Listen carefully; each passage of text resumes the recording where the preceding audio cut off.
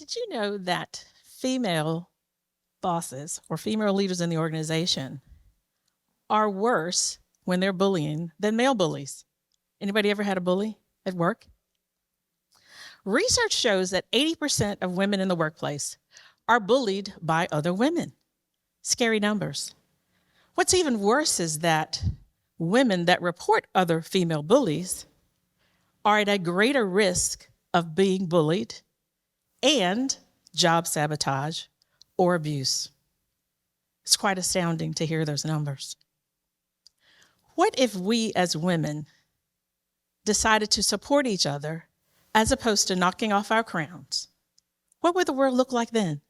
It would be amazing. I worked in corporate America as a senior leader, and I had a fantastic boss. She was absolutely phenomenal.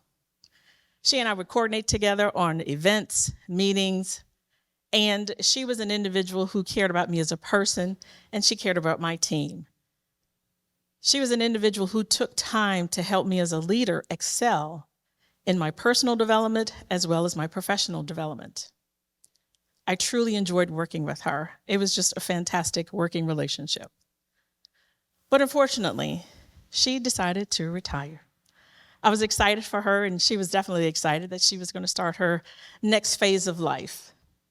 And I was also excited because I had learned that I was getting another female vice president. So I was elated, waiting for the day. Unfortunately, this leader was nothing like the leader I had already had.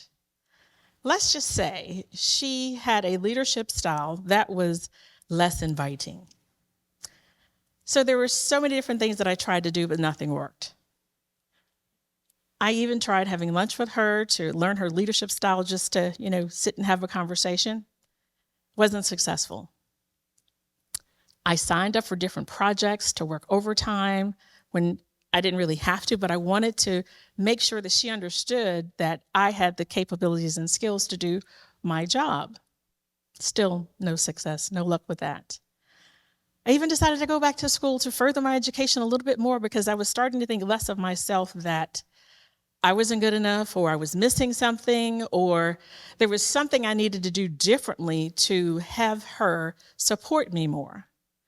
And going back to school for what? Because that still didn't work. You see, women that bully other women do that because they feel threatened. And they are very insecure. And this particular leader was, to my understanding, she was very insecure. I believe she felt threatened of me because I was the go-to person in my department. And when I say that, I mean that people would call me from other parts of the organization because they knew that I knew how to solve problems and I knew how to make resolution and make things happen. And she was a little bit envious of that because she didn't really understand, because she would always say, why are people calling you to do this and that? They just know me because I represent myself well, and when I do my job or when I help someone, I do it 110%. So I became the leader that I wanted to have because I wasn't getting it from her.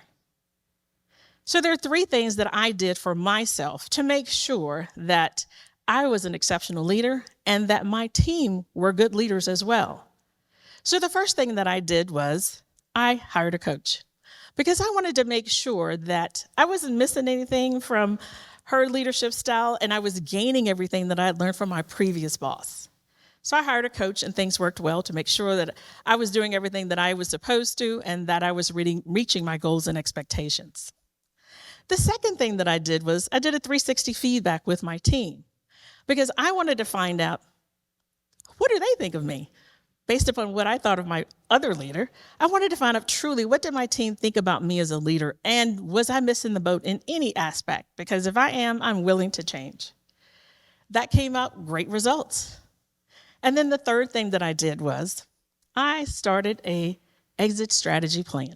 And you're probably saying, why are you doing that? I didn't do the exit strategy plan because my boss wasn't someone who was loving and caring and wanted me to excel, or that she was a bully. I did that because when I became the leader that I wanted to have, good leadership, we plan for the next phase. We're not supposed to stay in a job forever. We're supposed to plan our staff or an individual that you believe could take that next step, you plan for them to take your role. And so that's why I planned my exit strategy. And then the unexpected happened. Around fourth quarter of that year, 2014, my boss informed me that the organization is making some changes and that my team was going to be impacted by 50%. Think about that, 50%. It's Christmas time, and they want to make a change of 50%. I was absolutely devastated, horrified. I was blaming myself, thinking I had done something wrong as a leader because I truly cared about my team deeply, and I still stay in contact with them today. I wanted to find out, why is this happening? And she had no explanation other than the organization is making changes. You need to do this, you need to do that. And so I did what I was supposed to. However, December the 4th of that same year, 2014, I got a phone call from my physician. I was diagnosed with breast cancer. So as you can imagine, I'm completely devastated, horrified, not sure what's going to happen. I'm worrying about my team at the same time because I'm thinking, if I have to go out of the office, what's going to happen to them? Because I truly cared about their well-being. But most importantly, I had to think about my health and what's going to happen with me, whether I work or not. So I had to make two life choices at that particular moment. I decided that, number one, I was going to make sure that my team was taken care of and individuals stayed that wanted to stay, or they were placed in other parts of the organization. But then secondly, I decided that I needed to take early retirement. Because see, remember, in those 3 steps that I did, I had already started planning for one of my staff members to take my position, to make sure that they could handle the workload. So I took early retirement, took care of myself, my health, and I started my own business. Thank you. So what I do is I help women effectively communicate and use their voice so that they can be successful and live their best life. And that's what I did. I took charge of my own life as opposed to allowing corporate America to take control. So when you're ever faced with life-changing decisions, or you're not sure that what's going on in your life or in your personal or business, whatever that is for you, there are 3 simple questions that I took the time to answer, and I asked myself. And if you have a pen and paper, please do the same. The first question you want to ask yourself is, how is my life right now? Are you happy with the way things are? Is life good for you? Are you making the money that you want to make? And if you're not, if you can't answer yes to those questions, then it's time to make a change. The second question you want to ask yourself is, how do you want your life to be? How do I want my life to be? Do you have goals and objectives that you want to achieve? What do you want to aspire to? For me, it was finding a way that I could spend time with my family, but still do the things that I wanted to do, but still make money. So ask yourself that second question.